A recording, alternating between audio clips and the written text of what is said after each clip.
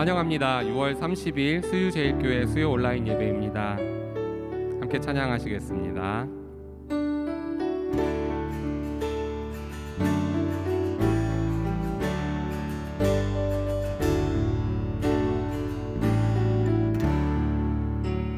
내 모든 시험 무거운 짐을 주 예수 앞에 아뢰이며 근심에 쌓인 날 돌아보사 내 짐 모두 맡으시네. 무거운 짐을 나 홀로 지고 견디다 못해 쓰러질 때 불쌍히 여겨 구원해 주리. 은혜의 주님 오직 예수. 내 모든 괴로움 닥치는 환난 주 예수 앞에 아뢰이며 주께서 친히 날 구해 주사 넓으신 사랑 내 짐이 점점 무거워질 때 주 예수 앞에 아뢰이면 주께서 친히 날 구해 주사 내 대신 짐을 져주시네. 무거운 짐을 나 홀로 지고 견디다 못해 쓰러질 때 불쌍히 여겨 구원해 주리. 은혜의 주님 오직 예수. 마음의 시험 무서운 죄를 주 예수 앞에 아뢰이면 예수는 나의 능력이 되사 세상을 이길 힘 주시네. 무거운 짐을 나 홀로 지고 견디다 못해 쓰러질 때 불쌍히 여겨 구원해 주리. 은혜의 주님 오직 예수.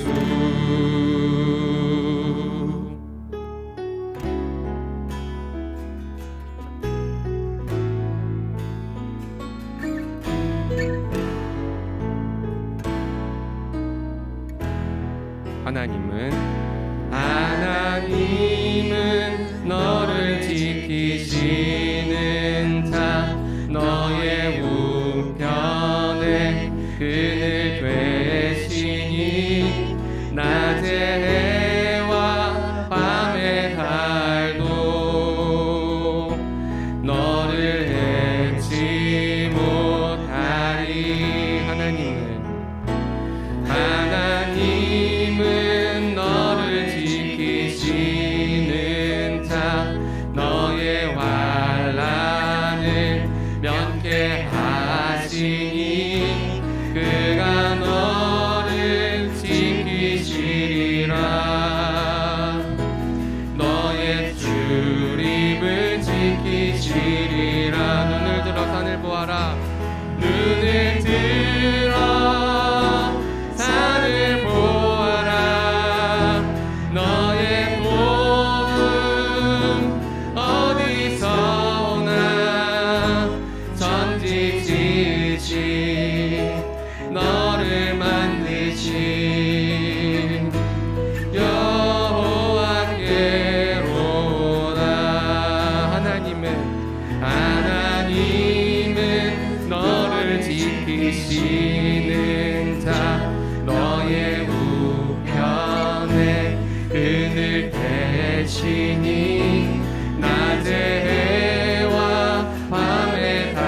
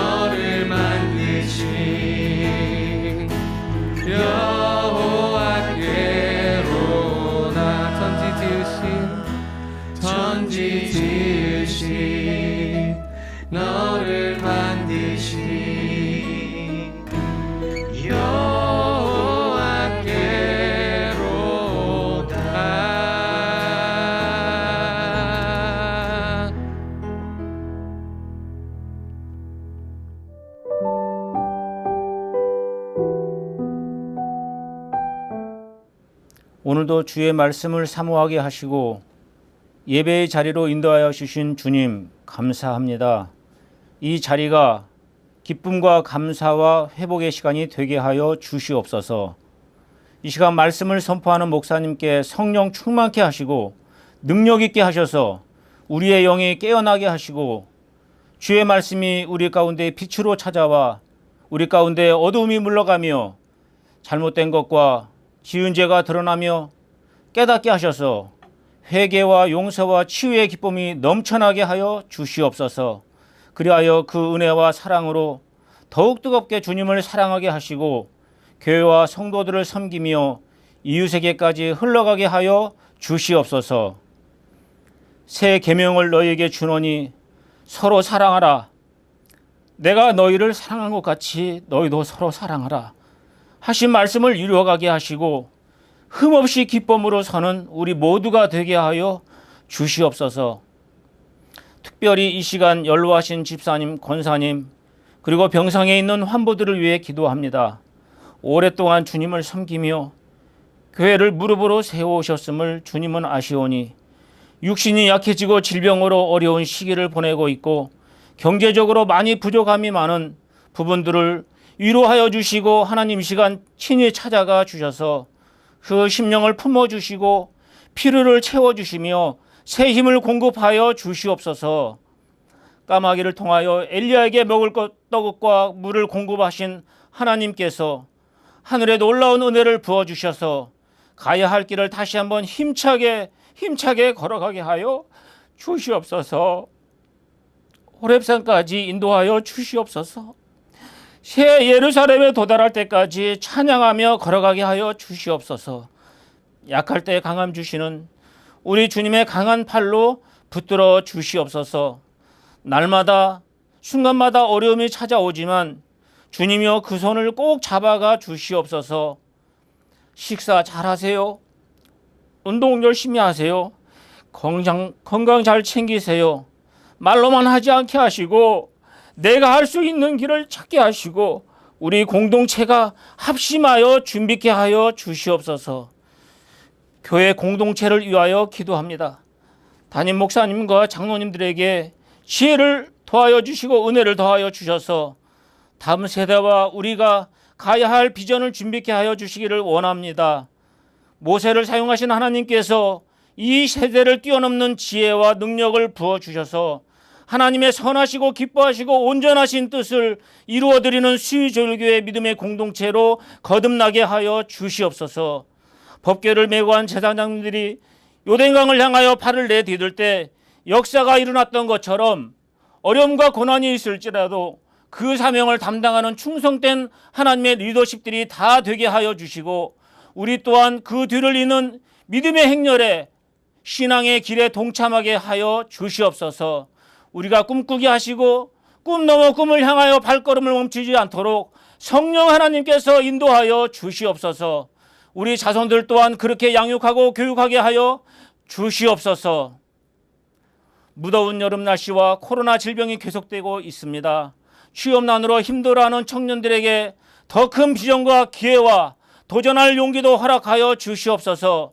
재능의 지혜를 더하여 주시고 인내도 주셔서 나의 한계를 뛰어넘어 담장 너머의 가지가 꼭 되게 하여 주시옵소서. 서머 바이블 컬리지와 교회 학교 일정 모든 성도님들의 건강과 안전사고 없도록 지켜주시고 계획한 모든 일정이 순조롭게 잘 진행될 수 있도록 지혜와 은혜를 더하여 주시옵기를 간절히 원하오며 이 모든 말씀 나의 능력과 힘이 되신 예수님의 이름으로 기도드립니다. 아멘.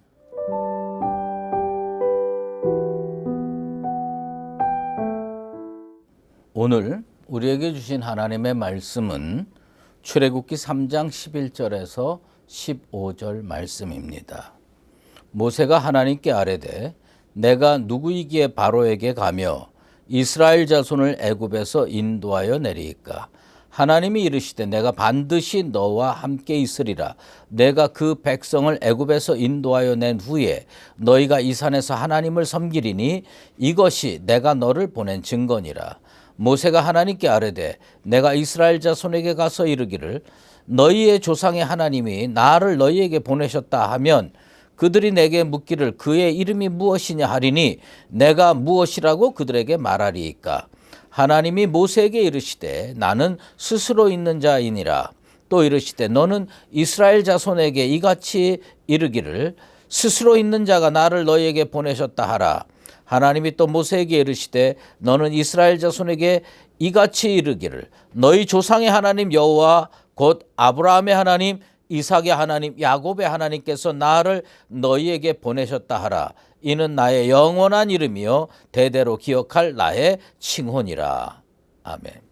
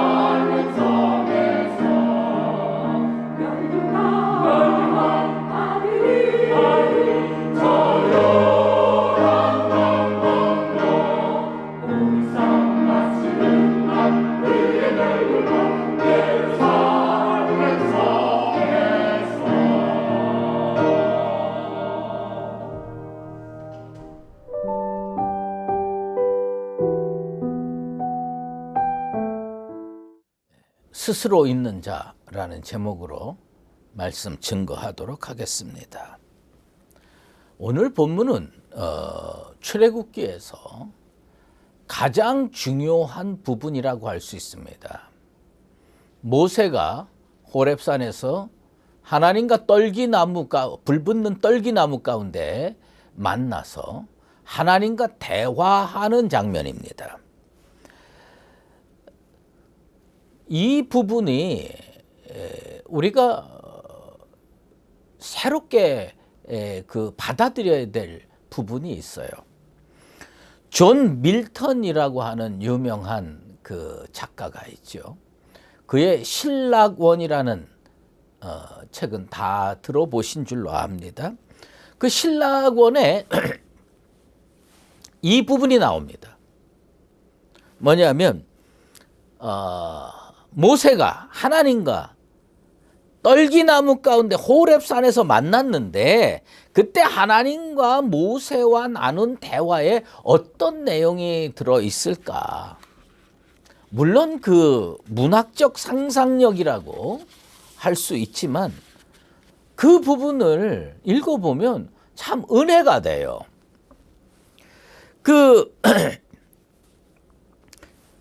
밀턴이 신락원을 쓰면서 모세와 하나님과 어떤 대화를 나눴을까 자기가 상상하는 거예요. 그대는 호렙산 또는 시나이산이라고 하는 저 산의 은밀한 꼭대기에서 저 목자에게 영감을 주어 태초에 혼돈으로부터 어떻게 하늘과 땅이 생겨났는지를 선민에게 처음으로 가르치게 하지 않았던가. 밀턴은 신락원에서 하나님과 모세와 호렙산 꼭대기에서 떨기나무 불 가운데서 그 체험, 하나님의 현현을 체험할 때에 우리 성경에는 바로에게로 가라, 애굽으로 가라 이것만 나오지만 다 적어놓은 거 아니다. 그러면서 이야기하는 것이 뭐냐면 하나님께서 왜 모세가요 창세기, 출애굽기, 레위기, 민수기, 신명기 이 모세 오경의 저자라고 우리가 알고 있잖아요. 그러면 모세가 어디서 천지창조 이야기를 들었냐? 모세가 아브라함의 이야기 이런 거 다 어떻게 알았느냐? 물론 뭐 구전으로 전승으로 알았지만 이 밀턴이 그 신라권에서 문학적 상상력을 동원해서 다 깨우친 건 뭐냐면 그때 하나님께서 영감으로 말씀해 주셨다는 거예요. 천지 창조가 태초에 하나님이 천지를 창조하시니라 이것을 영감으로 말씀해 주셨다는 거예요. 그러니까 그거를 다 그 저 산의 은밀한 꼭대기에서 저 목자에게 영감을 주어 태초의 혼돈으로부터 어떻게 하늘과 땅이 생겨났는지를 선민에게 처음으로 가르치게 하지 않았던가. 저는 이 밀턴의 신라권 이 부분을 읽으면서 야 이거 기가 막힌 거구나. 성령의 영감으로 그 순간 하나님의 말씀이 주어졌다는 겁니다. 모세가 어떻게 창조에 대해서 그렇게 정확하게 기록할 수 있었을까? 성령의 영감을 언제 받았느냐? 호렙산 꼭대기에서 받았다. 사실은요, 저도 개인적으로 체험이 많이 있어요. 그런데 주일날 예배 시간에 할 수 있는 건 그 체험 중에 지극히 10분의 1, 20분의 1밖에 안 되는 것만 얘기를 하지 나머지 10분의 9, 20분의 19 이거는요 그냥 이 가슴에 담아둔 얘기가 많습니다. 밀턴은 호렙산에서 모세가 성령의 영감으로 하나님으로부터 천지 창조 이야기로부터 시작해갖고 다 말씀을 들었다. 깊이 묵상해 보면 공감이 되는 그런 부분인 것 같아요. 아무튼 이 출애굽기의 떨기나무 체험, 불타는 떨기나무 가운데 하나님과 모세가 만나는 체험은 무척 중요하다. 그중에 성경에서 얘기하는 부분 그것은 뭐냐면 11절 12절이 기본이 되고 있습니다. 그래서 오늘은 이 11절 12절 중심으로 하나님과 모세와 어떤 대화가 오고 갔느냐 그 핵심을 먼저 깨우쳐야 됩니다. 모세가 하나님께 아뢰되 내가 누구이기에 바로에게 가며 이스라엘 자손을 애굽에서 인도하여 내리이까. 사실 하나님께서 모세에게 오늘 본문 바로 전에 10절에 이제 내가 너를 바로에게 보내어 하나님이 모세를 바로에게 보내겠다는 겁니다. 내 백성 이스라엘 자손을 애굽에서 인도하여 내게 하리라. 하나님이 그런 의지 표명을 하셨어요. 그래서 너 가라. Go down Moses. 너 가라. 저 애굽으로 가라. 고통당하는 히브리 민족에게 가라. 직접 제안했어요. 그런데 모세가 하나님께서 너 가라 이렇게 명령했는데 그 하나님의 제안에 대해서 모세가 어떤 반응을 하는 겁니까? 내가 누구이기에 바로에게 갑니까? 감히 하나님의 명령에 대하여 이의를 제기하는 그런 반어법적인 질문합니다. 제가 뭔데 가요? 저 자신 없어요. 저 자격 없어요. 저 능력 없어요. 하나님께서 가라고 그러시지만 저 갈 수 없어요. 이거 내가 누구이기에 바로에게 가리까? 정말 모세가 자기 자신이 누구인지 몰라서 하나님께 그런 질문을 했겠습니까? 아니에요. 모세는 그 순간 자기를 어떻게 인식하고 있었느냐? 자기는 그런 일을 감당할 만한 그릇이 못 된다. 난 보잘것없는 존재입니다. 나는 모자라는 존재입니다. 나는 부족한 존재입니다. 그걸 하나님께 이야기하고 있는 겁니다. 모세는요, 자기가 자격이 부족한 사람이라고 생각했던 것이 분명해요. 미디안 광야에서 40년을 보내면서 모세는 많이 달라져 있었어요. 40년 전 애굽의 모세, 바로 왕궁의 모세는 완전한 착각이었지만 자기가 무언가를 할 수 있는 사람으로 스스로 생각했어요. 그게 사도행전 7장 25절에 분명히 나옵니다. 그는 그의 형제들이 하나님께서 자기의 손을 통하여 구원해 주시는 것을 깨달으리라 생각하였으나 그들이 깨닫지 못하였더라. 무슨 얘기냐? 하나님이 날 쓸 거다. 40년 전에 모세의 확신이 뭐냐면 하나님이 날 쓸 거다. 나를 통해서 역사할 거다. 나를 통해서 구원의 역사를 일으키실 거다. 이건 뭐냐면 자기 대단한 존재라고 생각했던 거예요. 그런데 40년이 지나면서 모세는요, 완전히 다른 인간이 돼 갑니다. 왜요? 40년 동안 왕궁에 있었던 거 아니에요. 정치판에서 굴렀던 게 아니에요. 어디에 있었느냐? 미디안 광야에서 대화할 사람도 없이 40년 동안 양 뒷공문이 졸졸 쫓아다녔어요. 그러니 어떻게 보면요, 자신감이 떨어질 대로 떨어진 상태지요. 내가 누구이기에 바로에게 갑니까? 자기 별것 아닌 존재라고 생각하고 살았던 거예요. 그런데 참 놀라운 거는요, 하나님은 이상하신 분이에요. 제가 성경을 읽으면서 느끼는 건 뭐냐면, 나 자신 있습니다. 나 할 수 있습니다. 나 능력 있습니다. 이런 사람 하나님 안 부르세요. 저는요, 할 수 없어요. 저는요, 부족해요. 저는 모자라요. 그러는 사람을 굳이 하나님이 택하셔서 쓰시는 것을 자주 볼 수가 있습니다. 이사야 선지자가 우시야 왕이 죽던 해에 성전에서 하나님의 영광을 체험합니다. 그때 이사야 뭐라고 얘기합니까? 화로다 나여 망하게 되었도다. 이사야 선지자는요, 자기가 자격 없는 존재, 내가 하나님 앞에 설 수 없는 존재라고 느꼈어요. 그러니까 하나님 영광을 딱 보는 순간에 아이고 난 망했구나, 이렇게 되는 거예요. 이것이 단순히 그들이 겸손하기 때문에 그런 말을 했다고 저는 생각하지 않습니다. 그건 왜 그러냐? 하나님 앞에 어떤 인간도 마찬가지일 거라고 생각하는데, 자기를 세워놓고 보면 그 거룩하시고 영광스러운 하나님 앞에 내가 얼마나 더럽고 내가 얼마나 자격 없고 내가 얼마나 부족한지를 다 느끼게 되는 거예요. 그러니까 하나님 앞에 서는 사람들은요, 열이면 열 다 어떠냐? 저는 부족합니다. 저는 못합니다. 저를 보내지 마시고 다른 사람을 보내세요. 이렇게 얘기할 수밖에 없게 된다.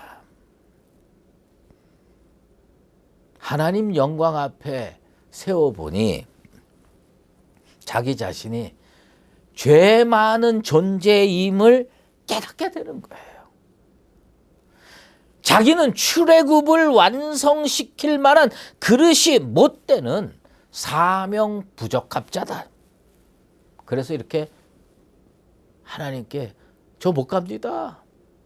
제가 누군데 바로한테 갑니까? 사명 부적합자라고 이야기하는 겁니다. 놀라운 것은 하나님의 사람들이 자기 능력이 충만해서 자기 힘으로 하나님의 일을 할 수 있다고 생각할 때에 하나님은 쓰신 적이 거의 없다는 겁니다. 못한다고 할 때 하나님은요, 오히려 더 쓰시는 경우가 많습니다. 시편 147편 6절이죠. 여호와께서 겸손한 자들을 붙드시고 악인들은 땅에 엎드러 뜨리시는도다. 겸손한 자를 붙드세요. 베드로전서 5장 5절입니다. 젊은 자들아 이와 같이 장로들에게 순종하고 다 서로 겸손으로 허리를 동이라. 하나님은 교만한 자를 대적하시되 겸손한 자들에게는 은혜를 주시는. 아마 40년 전 피가 펄펄 끓었을 때 모세를 사용하셨다면 모세는요, 그거 하나님의 은혜인 줄 모르고 하나님의 도우심인 줄 모르고 내가 똑똑하니까, 내가 잘났으니까, 내가 능력이 많으니까 착각하고 교만해서 출애굽 사역을 오히려 완성시키지 못했을 겁니다. 야고보 사도가 분명하게 얘기합니다. 야고보 4장 10절 말씀에 주 앞에서 낮추라. 그리하면 주께서 너희를 높이시리라. 하나님 앞에서 겸손한, 하나님 앞에서 부족함을 고백할 줄 아는 나와 여러분 되시기를 주의 이름으로 축원합니다. 모세가 그와 같이 생각하는 것은 사람의 입장에서는 당연한 일입니다. 사실은요, 모세는요, 자기 세력이라는 게 아무것도 없어요. 옛날 바로 왕궁에서는 그래도 나를 도와줄 사람이 꽤 있겠다라고 착각할 수가 있었겠지만 40년 동안 애굽에서 떠나서 미디안 광야에서 양치기 목동으로 살았는데 자기 세력이 어디 있겠어요? 인맥도 없고 재물도 없고 사람도 없어요. 그리고 백성들이 모세를 따르겠다고 약속한 것도 아니잖아요. 그에 반하여 바로에게 뭐가 있었어요? 그 당시 최강대국의 군인들이 있었습니다. 거기에 반해서 하나님이 데려오라고 하는 히브리 민족은 어떤 존재였어요? 무지렁이들이었어요. 무지렁이들이었어요. 수백 년 동안 노예로 통치를 받아왔습니다. 무장해 본 적도 없고 남과 제대로 싸워본 적도 없고 훈련되지도 않았습니다. 혹시 자유스러운 존재가 되고 싶다는 마음이 있었는지는 모르지만 자유를 쟁취하기 위해서 어떤 일을 해야 하는지 의지도 없고 목적도 없고 뜻도 없었습니다.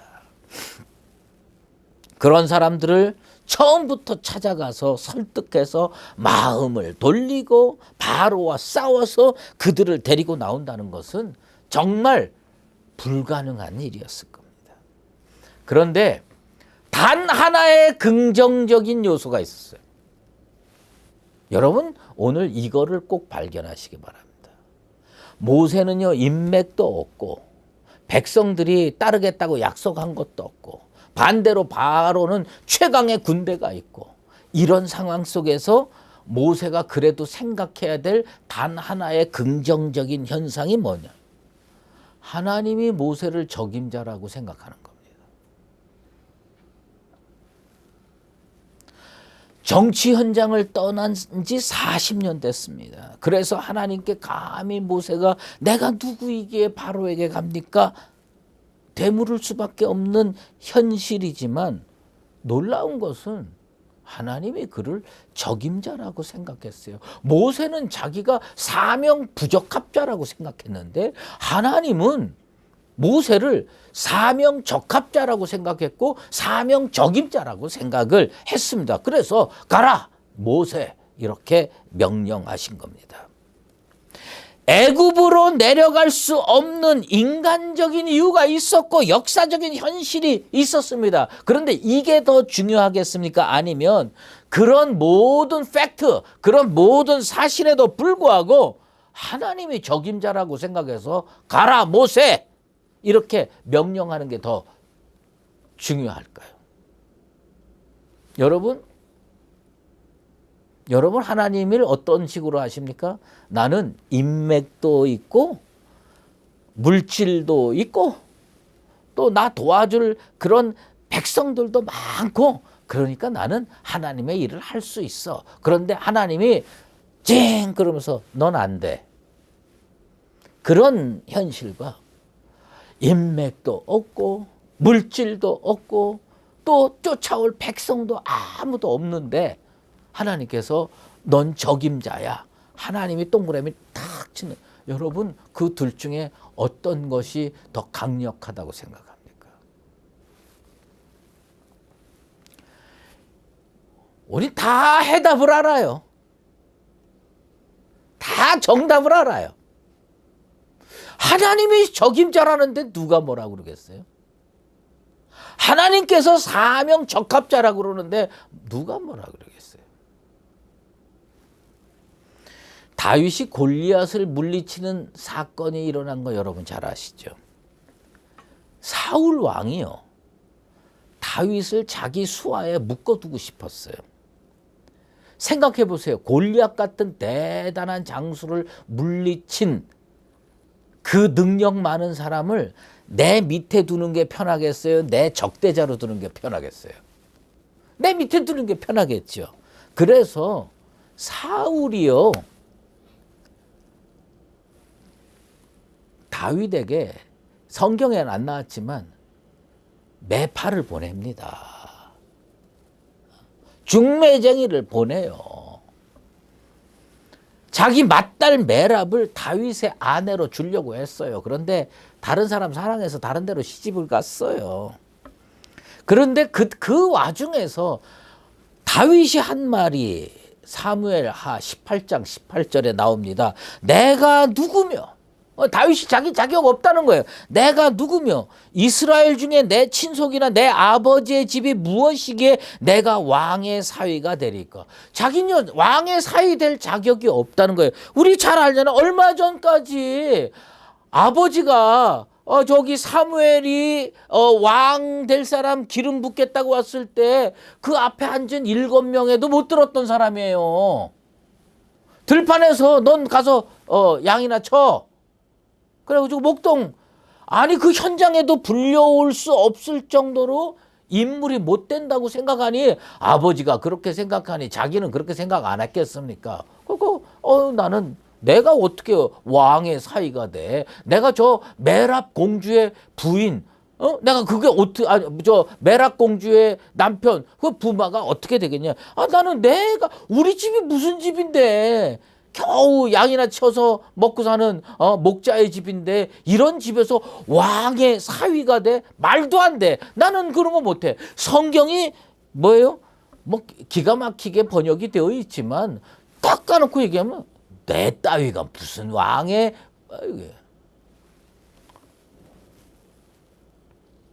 지금 제 앞에 두 분이 다 장가가 들어서 질문이 어려운데, 만약에 여러분이 총각이라고 생각을 해보세요.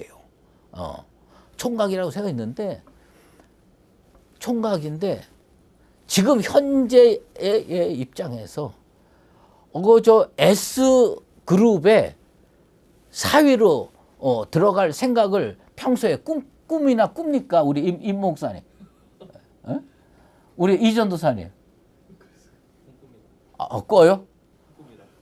내가 오늘 사모님께 전화할게요. 꿈꾸고 있다고. 네. 여러분, 감히 생각 못했던 거예요. 아니 일개 왕의 사위도 내가 그거 할 수 있을까? 아니 저는 못합니다. 그게 다윗이 가지고 있었던 생각이에요. 그런데 사울 왕이 의외로 집요해요. 메랍이 안 되니까 그 다음에 뭐냐, 미가를 갖다 붙이는 거예요. 미가를 갖다가 딱 붙였어요. 그래서 작정을 해요. 그러니까 옆에서 이제 자꾸 부추기는 거 아닙니까? 다윗에게, 야 그거 뭐 이 좋은 기회를 왜 놓쳐? 너 바보야.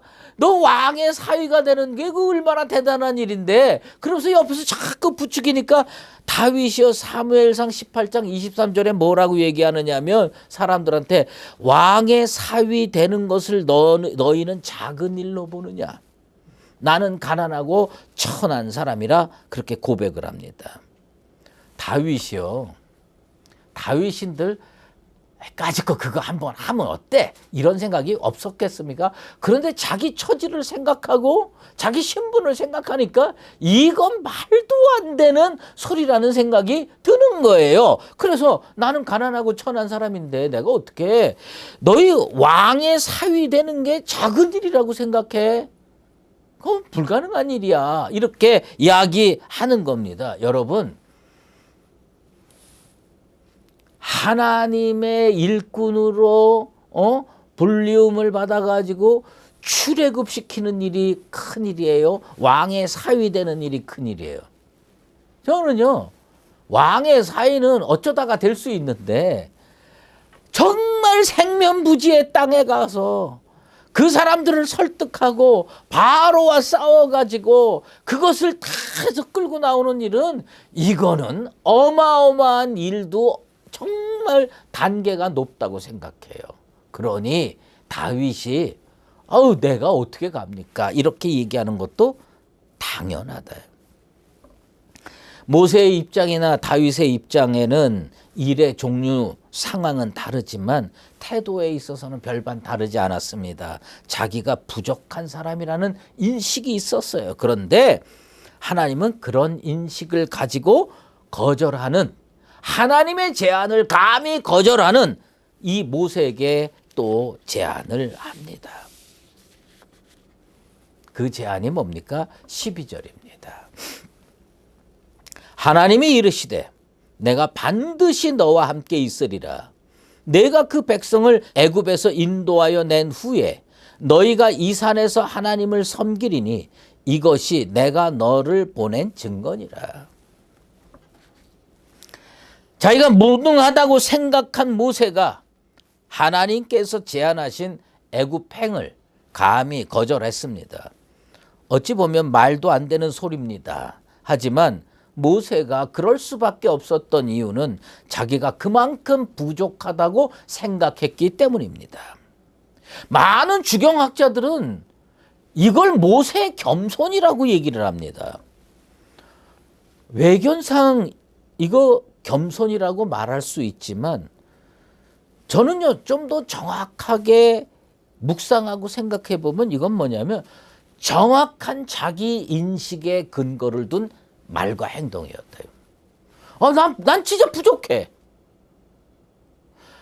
여러분, 오늘 제가 수요 예배 마치고 집에서 이렇게 TV 보고 차 한 잔 마시고 있는데 갑자기 청와대에서 전화가 온다고 합시다.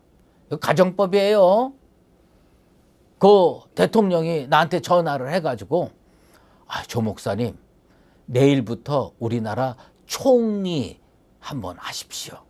그럼 내가 아멘 할렐루야 전 자격이 있습니다. 그러겠습니까? 전요 못합니다. 경륜도 없고 인맥도 없고 아는 것도 없고 국가 통치를 생각해 본 적도 없기 때문에 제가 나 맡겨주면 다 해. 그런 종류의 인간이 못 됩니다. 저는 어떻게 생각하냐? 대통령님, 전 못합니다. 제가 저를 잘 압니다. 저는 부족합니다. 저는 그 근처, 동장도 못하는데 무슨 총리입니까? 이렇게 이야기를 할 겁니다. 그런 모세에 대해서 하나님은 놀라운 답변을 해 주십니다. 내가 반드시 너와 함께 있으리라. 임마누엘의 약속입니다. 사람이 노력으로 자기를 극복하는 거 결코 쉽지 않습니다. 조금 나아질 수는 있죠. 노력을 열심히 해서 조금 나아질 수 있죠. 근데 사람은요, 자연의 법칙에 지배를 받고 중력의 법칙에 지배를 받고 시간의 지배를 받고요. 지배받는 게 많아요. 그러니까 사람이 높이 뛰려고 해도 어느 날 갑자기 준비 안 된 상태에서 높이 뛸 수가 없어요. 그걸 뭐라고 부르느냐? 피조물의 한계라고 불러요. 피조물의 한계. 그런데 하나님께서 내 한계가 부족한 나 같은 인생에게 주님이 찾아오셔서 내가 너와 함께하게 해주겠다. 그러면 할 수 있습니다. 만약에 대통령이 전화를 하기 전에 하나님께서 나한테 영감을 주셔가지고 찾아오셔서 너한테 이러한 제안이 들어올 텐데 내가 너와 함께 할 테니까 너 총리 한번 해봐라. 그럼 저는 합니다. 뭘 합니까? 하나님이 나와 함께 해주신다는데. 하나님이 나와 함께 해주신다는데 내가 그거 왜 안 하겠습니까? 어릴 때 부모님하고 창경원이라든지 이런 데 가본 적이 있습니다. 그런데 가다 보면 말이에요. 비가 온 뒤끝에 보면요. 그 물웅덩이가 있어요. 그런데 유치원밖에 안 되는 제 나이에서 그 물웅덩이를 뛰어넘을 수가 없어요. 왜? 나는 중력의 법칙을 받고 있고요. 내가 자연의 법칙에 지배를 받고 있으니까 유치원 다니는 아이가 그 물웅덩이를 어떻게 뛰어넘습니까? 그러면 그때 애들 다 내 나이 때 뭐냐면 그 물웅덩이를 걸어 들어가는 거예요. 저벅저벅하면서 바지 적셔가면서 양말 적셔가면서 운동화 적셔가면서 거길 걸어가는 겁니다. 왜요? 그걸 뛰어넘을 수 있는 능력이 없어요. 그런데 할 수 있는 방법이 하나 있습니다. 그게 뭡니까? 엄마가 내 왼손 잡아주고 아버지가 내 오른손 잡아주고 이 끝에서 저 끝으로 휙 해주면요. 그걸 뛰어넘을 수가 있습니다. 내 능력으로 할 수 없는 일이 얼마나 많습니까? 그런데 하나님이 나를 적임자라고 꼭 점 찍어 놓으신 후에 해주시는 말씀이 있어요. 그 말씀이 뭡니까? 내가 너와 함께하리라. 그 얘기는 아버지가 아들 손 붙잡아서 물웅덩이 건너주듯이 내가 도저히 건널 수 없는 이 일을 하나님께서 이기게 해주시고 넘게 해주시고 완성케 해주신다는 약속 아닙니까? 이 약속이 주어지면 우리는 할 수가 있습니다. 다윗이요, 사울 왕한테 쫓겨가면서 죽을 똥 살 똥 모르면서 이거 내가 인간으로서 이 어려움, 이 장애, 정말 곤고를 이길 수가 없구나. 그때 하나님이 도와주십니다. 그게 시편 18편 29절입니다. 내가 주를 의뢰하고 적군을 향해 달리며 내 하나님을 의지하고 담을 뛰어넘나이다. 인생의 담을요, 다윗이 휙 하고 뛰어넘는 거예요. 어떻게 뛰어넘습니까? 하나님이 함께 해주니까. 하나님이 함께 해주니까. 그 경험을 시편으로 노래하고 있습니다. 한계를 뛰어넘는 건 인간으로 한계를 1cm 뛰어넘는 거 이런 거는요 노력하면 됩니다. 그런데 인간이 도저히 뛰어넘을 수 없는 담을 휙 하고 뛰어넘는 거는 누군가가 나를 붙들어 줘야 돼. 이놈이 하나님이 붙들어 주셔야 됩니다. 오늘 모세를 보내시려고 작정하신 하나님께서 약속해 주는 말씀입니다. 그게 뭐예요? 내가 너와 함께하리라. 한계를 뛰어넘는 자는 자기 힘을 의지할 때는 불가능하지만 하나님을 의뢰하면 가능한 줄로 믿습니다. 그리고 하나님께서 한 단계 더 나아간 약속을 12절에 해 주십니다. 그것이 뭐냐? 내가 그 백성을 애굽에서 인도하여 낸 후에 너희가 이 산에서 하나님을 섬기리니. 무슨 얘기입니까? 출애굽 이야기는 간단하게 처리하셨어요. 하나님이 내가 너와 함께하리라. 그건 출애굽 얘기예요. 그 다음에 무슨 얘기를 하느냐? 출애굽 후의 비전까지도 보여주시는 거예요. 오늘 이 약속은 출애굽의 비전을 보여주신 것 플러스 출애굽 후의 비전까지 얘기하는 겁니다. 저 모세의 입장에서는 출애굽도 언감생심 불가능하다고 생각하는데 하나님께서는 이 모세에게 출애굽 후의 청사진까지 말씀해 주십니다. 인도하여 낸 후에 뭐예요? 애굽에서 출애굽한 후에 지금 이 떨기나무 체험을 하는 이 호렙산에서 하나님을 섬기게 될 거다. 하나님은 아직 일어나지 않은 일, 출애굽의 사건을 떨기나무 불 가운데 현현하여 모세에게 일려줬을 뿐만 아니라 그 일 이후의 비전까지도 이야기하는 겁니다. 아마도 모세는 노예로 사는 이스라엘 백성에게 찾아가서 내가 호렙산에서 간증했을 거예요. 하나님 만났다. 우리 힘내자요. 하나님이 우리를 출애굽시켜 주실 것이다. 그리고 내가 하나님을 호렙산에서 만났어. 하나님을 호렙산에 만났는데 거기서 하나님을 우리가 섬기게 될 거야. 하나님이 여기까지 약속하셨어. 아마 간증하면서 사람들을 격려하고 위로하고 설득하고 끌고 나왔을 것으로 생각이 됩니다. 나중에 출애굽해서 모진 신고를 겪으며 마침내 장정만 60만 명 이끌고 호렙산에 이르렀을 때 모세의 심정이 어떠했을까? 또 모세의 말을 믿고 따라한 이스라엘 백성의 심정은 어땠을까? 저는요, 모세가 하나님 앞에서 펑펑 울었을 거라고 생각합니다. 결코 쉽지 않았을 거거든요. 힘들었을 거거든요. 고달팠을 거거든요. 그런데 하나님께서 함께해 주심으로 출애굽했을 뿐만 아니라 그 장정만 60만 명을 끌고 호렙산에 도달해서 하나님을 섬기는 그 날이 왔을 때 얼마나 감격하고 또 감격했습니까? 예수님께서 제자들에게 장차 일어날 십자가의 고난과 부활과 승천에 대해서 미리 설명을 하셨습니다. 왜 미리 설명을 했습니까? 그것은 뭐냐면 그 사건이 일어난 다음에 예수님이 십자가의 고난에 대해서 말씀하셨지, 부활도 말씀하셨지, 승천도 말씀하셨지. 그래, 나는 이제 굳건하게 주님만 바라보며 쫓아가리라. 그렇게 결심했을 거라고 봅니다. 요한복음 14장 29절, 예수님이 십자가 지기 훨씬 이전에, 예수님께서 부활 승천하기 훨씬 이전에 예수님께서 제자들에게 한 말씀입니다. 요한복음 14장 29절인데, 이제 일이 일어나기 전에 너희에게 말한 것은 일이 일어날 때에 너희로 믿게 하려 함이라.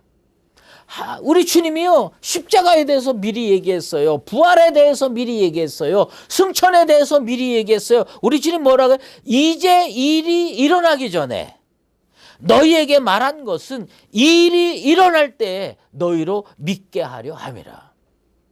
얼마나 놀라운 주님의 예언의 말씀입니까? 일이 일어나기 전에 너희에게 얘기를 했다는 거예요. 왜? 일이 일어났을 때, 그때 주님이 십자가 말씀하셨지. 그때 주님이 부활 말씀하셨지. 그때 주님이 승천 말씀하셨지. 그건 뭐예요? 그렇게 얘기해서 너희로 믿게 하려 함이라요. 오늘 하나님이 모세에게 얘기한 게 있어요. 그건 뭐예요? 출애굽하게 될 거다. 내가 너와 함께 하겠다. 그리고 그 다음에 뭐예요? 출애굽으로 끝나는 게 아니다. 다 끌고 이 호렙산까지 오게 될 거다. 그리고 거기서 하나님을 섬기게 될 거다. 여기까지 다 얘기해 줬어요. 저는 감히 여러분에게 말씀드릴 수 있습니다. 하나님께서 모세에게 보여준 이 놀라운 비전이 오늘 우리 수유제일교회에도 해당되는 줄로 믿습니다. 하나님께서 우리와 함께 하시면 이 광야 생활도 이겨내고 호렙산에 우뚝 서는 우리의 모습을 우리 눈으로 목격하게 될 줄로 믿습니다.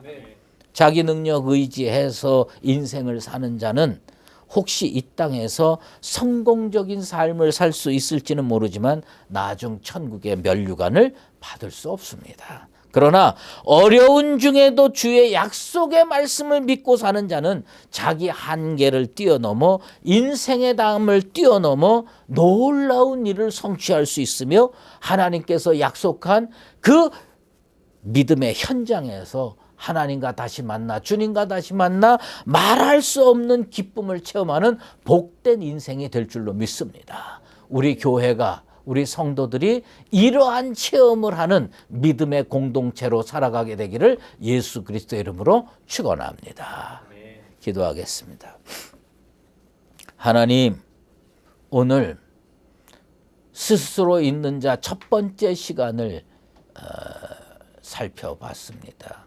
먼저 호렙산에서 장차 일어날 일에 대해서 하나님께서 모세에게 말씀해 주시고 대화하는 장면입니다. 가라 모세, 주님께서 명령해 주셨지만 모세는 자기가 너무 부족한 존재임을 깨닫고 내가 누군데 가겠습니까? 내가 누군데 바로 앞에 서겠습니까? 우리 주님께서 약속해 주셨습니다. 내가 너와 함께하리라. 하나님, 우리같이 부족한 인생들, 우리 교회같이 부족하고 연약한 교회, 하나님께서 이 약속 허락하여 주시옵소서. 내가 너희와 함께하리라. 내가 너희 교회와 함께하리라. 그리고 우리 주님께서 모세에게 호렙산에 와서 섬기게 될 것까지 약속해 주셨는데, 우리 교회와 성도도 그런 약속을 부여받는 축복의 공동체, 믿음의 공동체, 승리의 공동체로 살게 도와 주시옵소서. 이제는 우리 주 예수 그리스도의 은혜와 하나님 아버지의 극진하신 사랑하심과 성령의 인도하시고 교통하심이 호렙산 떨기나무 가운데 주님의 약속의 말씀을 부여잡고 믿음의 길을 떠나기로 작정한 모세처럼 오늘 이 험난한 세상 속에서도 주님의 그 약속의 말씀을 부여잡고 다시 한번 믿음의 길을 담대히 걸어나가기로 작정하는 수의제일교회 모든 믿음의 권속들과 우리 교회 위에 이제로 영원히 함께 계시옵기를 간절히 축원하옵나이다. 아멘.